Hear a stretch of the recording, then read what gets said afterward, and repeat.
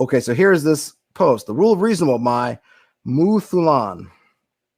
Thought. If a player asks me, does your OSR, which for in their case is Knave in Stonehell currently, game use the rule of cool, I would say no. But I might go on and say it does use the rule of reasonable. If a player suggests an action that is reasonable in context and that could well succeed, then generally let them succeed and experience the reasonable consequences that follow from that success.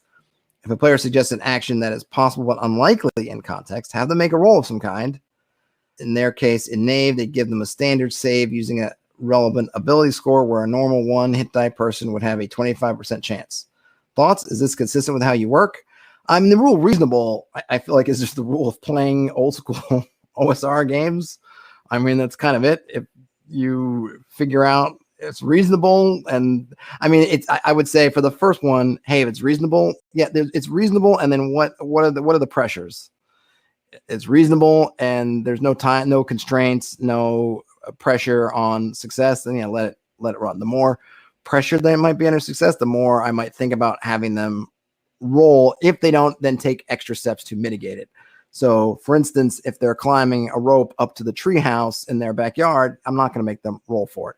If they're climbing a rope and there's a pit of lava beneath them and there are devils a couple of steps behind them, I might make them roll for it, unless if they're a thief, well, I would say, okay, they've got special abilities, so I'm not going to make them roll, but everyone else, you're going to roll, unless you can give me some kind of mitigating factor in the fiction of what you have, what you're doing, that would just make it easy, because now you've got a lot of, pressure on you. Yeah, as far as possible and unlikely, sure. But I think when, you have them roll. But I think for rule of cool is usually stuff that's more fun than, and maybe not explicitly impossible, but maybe highly unlikely, but it's fun. And I mean, I think you can use that in an OSR game. Certainly, I just think it ends up being toned down because they don't have as much powers usually. So they can't do too much because they don't have enough things. If you're a fighter in an OSR game, you essentially just fight.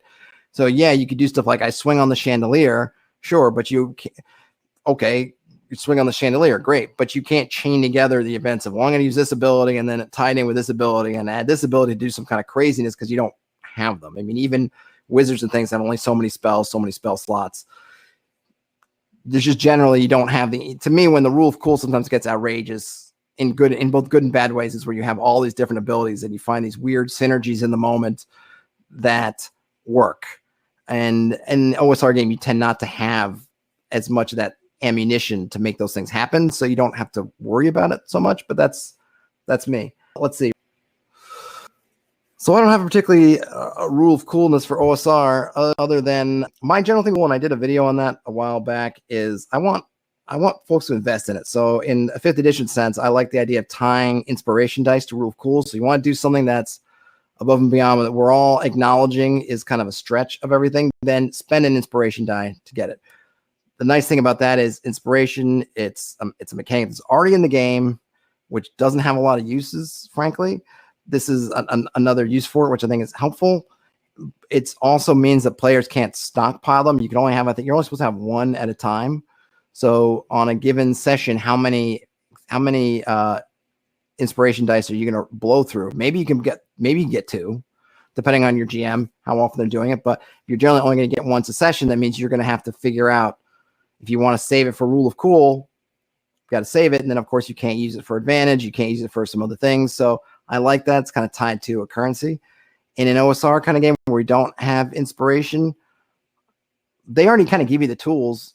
I think, I don't have the book in front of me, but if you go and read the DM side of the basic expert book, they talk about basically just using percentile dice is, hey, give people a chance, which would say that unless it's, if it's impossible, it's impossible. I jumped to the moon, going to give you a chance. No.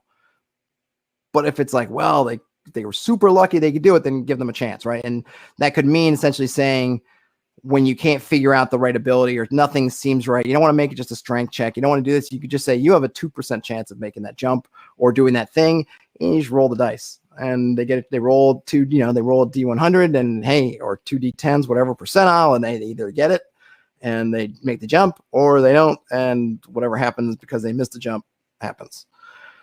R. Fisher said, This kind of conflates two different issues for me. One, don't roll unless the outcome is significantly uncertain. And for them, they say this might be, for me, the most important lesson I learned about the hobby, the biggest dividing line between my stumbling along and my almost knowing what I'm doing.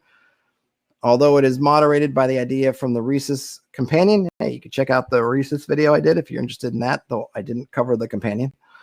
Sometimes a roll can be about how to describe the auto success or auto failure because it's fun to roll dice.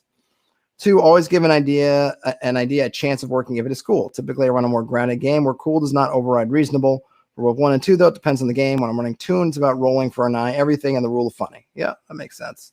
Radel C says Superhero 5e versus Everyman OSR will be toned to the flavor of the game as far as rule cool. Right.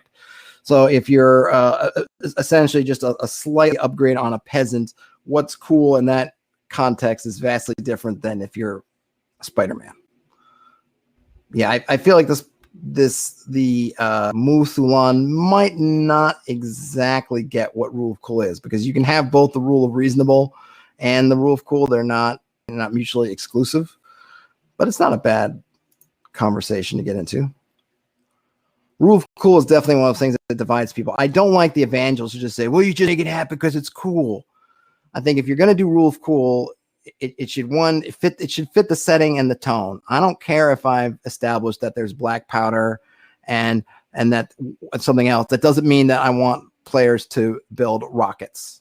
Like if that's not part of my setting, I don't want it. Then you're not building rockets. And I shouldn't just let it go because it's cool, because the setting is kind of like, it's the bedrock, is the thing I sold everybody on. If I'm playing Lord of the Rings and Saruman has black powder or some kind of weird magic-y black powder stuff like he uses at Helm's Deep, that doesn't mean I want the players building rockets, because building rockets and doing that is kind of antithetical to the Lord of the Rings setting that we've all agreed to play.